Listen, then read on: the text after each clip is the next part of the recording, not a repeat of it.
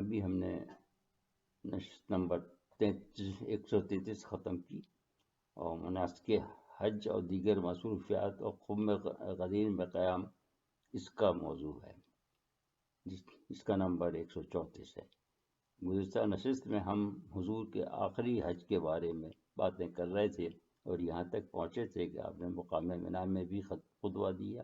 آئیے اب آگے بڑھتے ہیں۔ سب اس پہ متفق ہیں کہ حضور صلی اللہ علیہ وسلم منی میں ایام تشریق کے 3 دن قیام پذیر رہے، حالانکہ یہ آیت نازل ہو چکی تھی کہ 2 دن رہنا ضروری ہے، البتہ جو 3 دن رہنا چاہیں وہ 3 دن رہ سکتے ہیں۔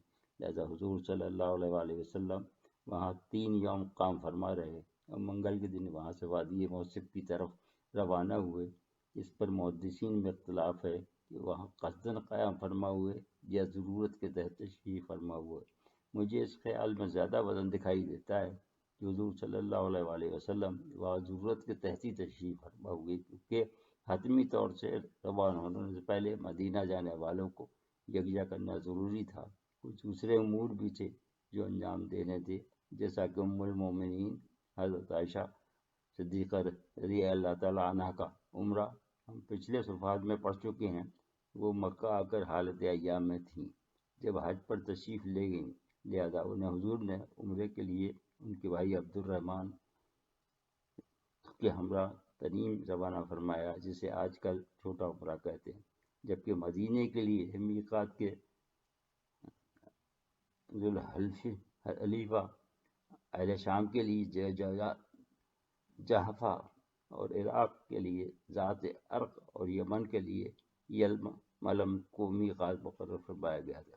لیکن بعض احادیث میں ذکر ہے کہ تنعیم سے احرام باندھنا صرف حضرت عائشہ کی وجہ سے جائز ہوا، کیونکہ وہ کافی نحیف ہو گئی تھیں اور بڑا عمرہ جو آج کل کہلاتا ہے وہ جدہ کی طرف قدر مسافت میں تھا۔ بہرحال وہ عمرہ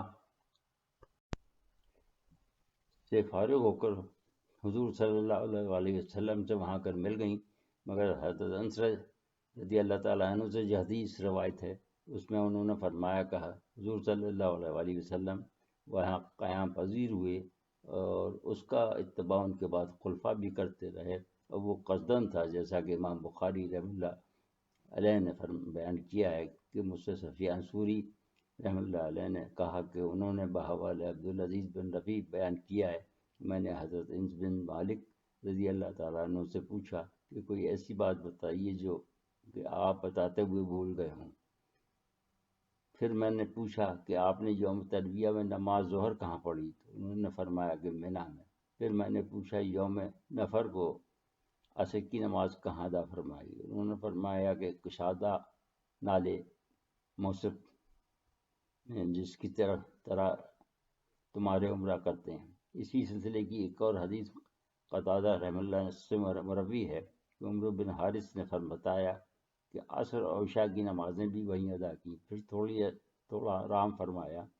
اس کے بعد حضور صلی اللہ علیہ وسلم طواف کے لیے تشریف لے گئے۔ اس سلسلے میں مسلم نے تحریر کیا ہے کہ زہری نے ان سے بیان کیا کہ علی بن الحسین رضی اللہ تعالیٰ عنہ سے مروی ہے کہ زید بن اسامہ رضی اللہ تعالیٰ نے بتایا کہ یہ روایت ان تک پہنچی کہ انہوں نے حضور صلی اللہ علیہ وسلم سے پوچھا کہ کل آپ کہاں اتریں گے؟ کہ آپ نے فرمایا کہ کیا عقیل نے ہمارے لیے کوئی گھر چھوڑا ہے؟ پھر فرمایا کہ کل ہم انشاءاللہ بنی کنانہ کی بلند جگہ پر اتریں گے، یعنی موصل میں اتریں گے، جہاں قریش نے کفر پر قائم رہنے کی قسم کھائی تھی اور جن کو اللہ نے ذلیل و خوار کیا اور اپنے نبی صلی اللہ علیہ وسلم اور دین کو سرخرو کیا،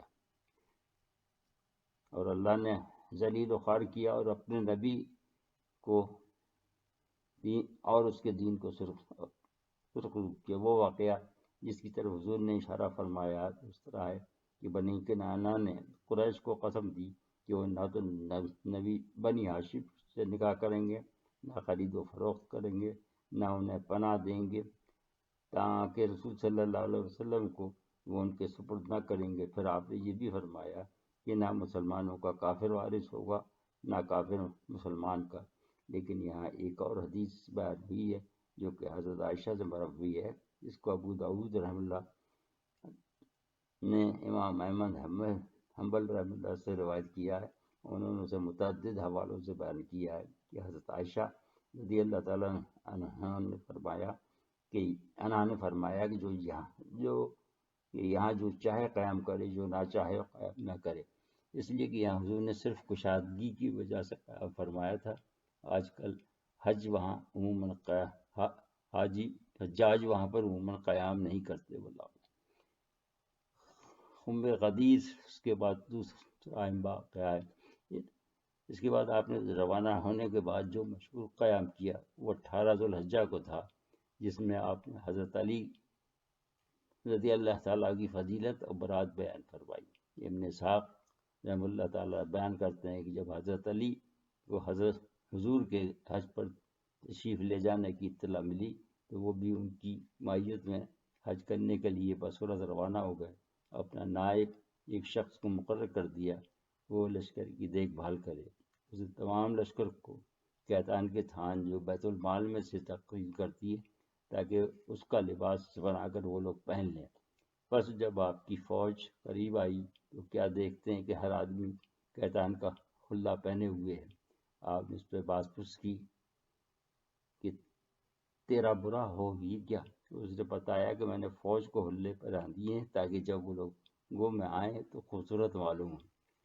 علی رضی اللہ تعالیٰ نے حکم دیا کہ رسول اللہ صلی اللہ علیہ وسلم کے سامنے پہنچنے سے پہلے اسے اتار دو۔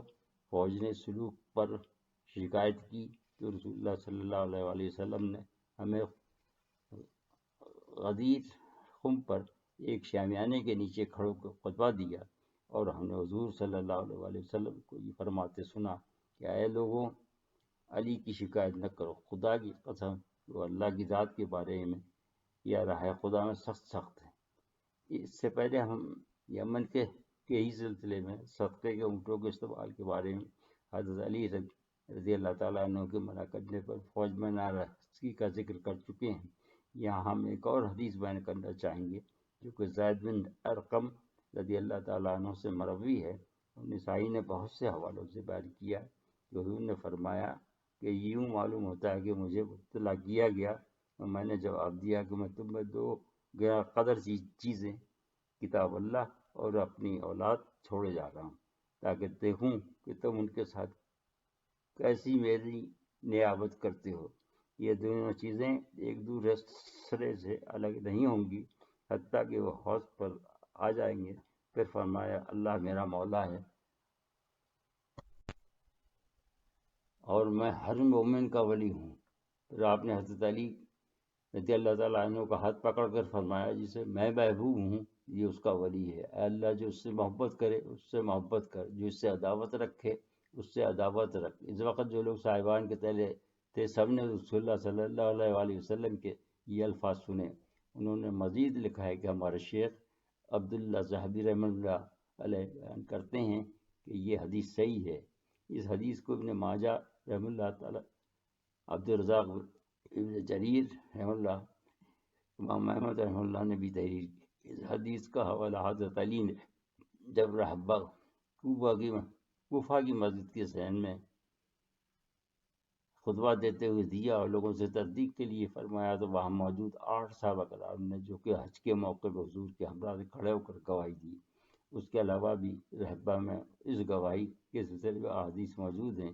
ایک میں تعداد 12 ہے، لہذا یہ حدیث تو متفق علیہ ہے، مگر یہاں وہ ذکر نہیں ملتا جس کا ایک فرقہ ذکر کرتا ہے کہ حضور نے انہیں خلیفہ نامزد کیا۔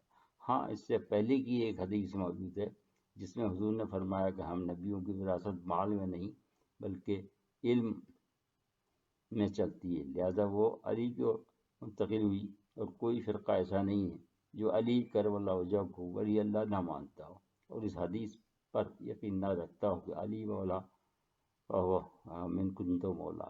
لیکن نے یہاں ایک روایت اور بیان کی ہے جو سالبہ بن یزید سے ہے کہ عبداللہ بن سبی نے کہا کہ جب علی کرم اللہ جو زندگی و موت کی کشمکش میں مبتلا تھے تو انہوں نے کہا کہ آپ یہ بتائیے کہ کس نے یہ کام کیا ہے اور اجازت دیجیے کہ میں اس کے پورے خاندان کو قتل کر دوں، مگر انہوں نے فرمایا کہ تجھے خدا کی قسم تو کسی بے گناہ کو میرے لیے قتل کرے۔ پھر اسے پوچھا کہ آپ رضی اللہ تعالیٰ عنہ اپنے بعد خلیفہ کس کو مقرر کر کے جا رہے ہیں؟ تو فرمایا کہ میں تم کو اسی طرح چھوڑوں گا جس طرح کہ رسول اللہ صلی اللہ علیہ وآلہ وسلم نے چھوڑا تھا۔ اس جواب سے ان تمام باتوں کی تردید ہو جاتی ہے جس میں ان کے غدیر خم میں خلیفہ نامزد کرنے کی بات کی جاتی ہے۔ البتہ یہ قرین قیاس ہے کہ روحانیت میں وراثت کی بات حضور صلی اللہ علیہ وآلہ وسلم نے دہرائی ہو، اس کا مفہوم غلط سمجھا گیا ہو، واللہ عالم۔ اس کی مزید تردید حضرت عمر کی شہادت کے وقت اس جواب سے ہوتی ہے کہ انہوں نے جواب دیا کہ میں اگر خلیفہ نامزد کروں تو اپنے سے بہتر کی پیروی کروں گا، اگر نامزد کروں تو اس سے بھی بہتر کی پیروی کروں گا۔ واضح ہے کہ حضرت ابوبکر نے حضرت عمر کو اپنا جانشین مقرر کیا تھا اور ان سے